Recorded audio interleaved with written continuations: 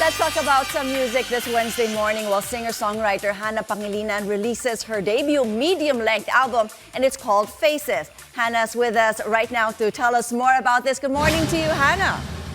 Hello, good morning. Thank you so much for having me. Well, it's always a pleasure to have you here with us on New Day. Okay, so tell us more about your extended record play, or we know it as EP. Ano yung inspiration behind Faces? Phases is about me in different phases of my life, basically, because it took me 3 years to write all of the songs. So it's kind of like formative years, but in music form. Okay, so your journey, I mean, Faces, 3 years ago, a lot has happened. Tell us a little bit more. I mean, happy, sad, in love, not in love? Yeah, it's kind of like this.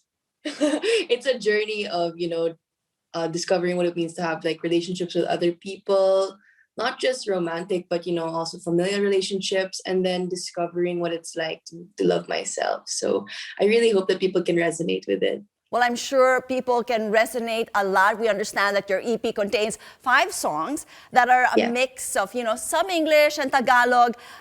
Describe your songs here. Marami bang mga hugot? Ano po yung mga vibes? And of course, the overall message that you have in Faces. Yes, of course. We have a lot of hugots there. I mean, that's really what, gets me writing in the first place. But I think at the end of the day, it's really easy listening, something you can play in your car when it's traffic or on the way to a road trip. So it's really something exciting.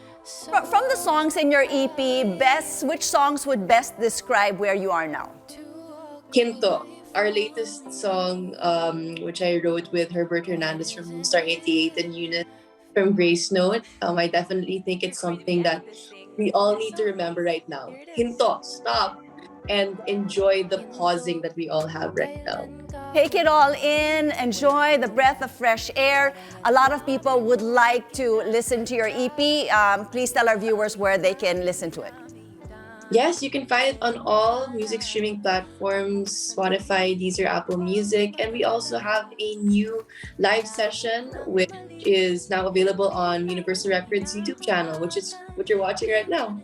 Now, for the benefit of our televiewers, you are more than just a singer-songwriter. You're also known as a vlogger, content creator, and influencer. I mean, whatnot, you seem to be able to do it all. On YouTube, as a matter of fact, you nearly have 500,000 subscribers. How do you do it? How do you feel? I mean, how does that feel for you? I mean, to get so many people wanting to listen to you and you wanting to share yourself on social media platforms and like YouTube especially. I definitely think that it's a good kind of pressure to be able to be a good role model, especially at these trying times. I think we always are looking for something to look up to, someone to look up to. So I hope to be that for our generation that's really struggling with a lot of worries and uncertainties at the moment. When you go about making your vlog, do you have like a certain go-to or your favorite content or a topic that you always want to talk about? It's like, wala kang maisip today. O sige, ito na lang. This is what I'm going to talk about today.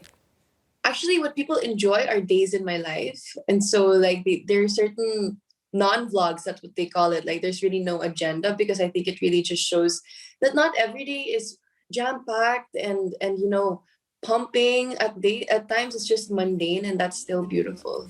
I don't know how you make it beautiful, though. I mean, 500,000 viewers. I mean, I think if I spoke about my life, it'd be like, it's so boring. But you seem to be able to make the mundane so exciting. And you're doing all of these at only 22 years old. I mean, you actually got a chance to live in Australia. You studied film, television. What have you actually learned? 22 years old. What have you learned from all these experiences?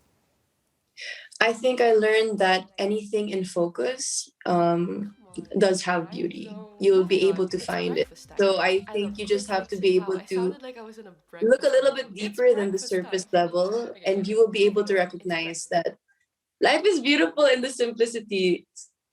Well, I think you have just a wonderful soul. You're in a nice place right now, so it's easy for you to attract a lot of people.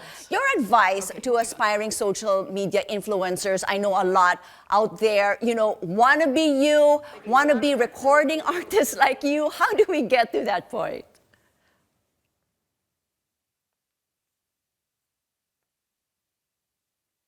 Hannah?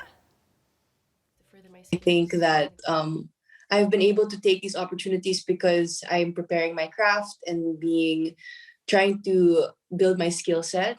And so that when the opportunities came, I was ready and prepared. So at these moments when it seems kind of dull, I think we should just continue to work on ourselves and make sure that we're ready for those opportunities. Okay, and you have a lot of things going for you, Hannah. What's next after your EP? Are you planning to, dish out another one, new singles, or stay here, or you plan to continue film in Australia?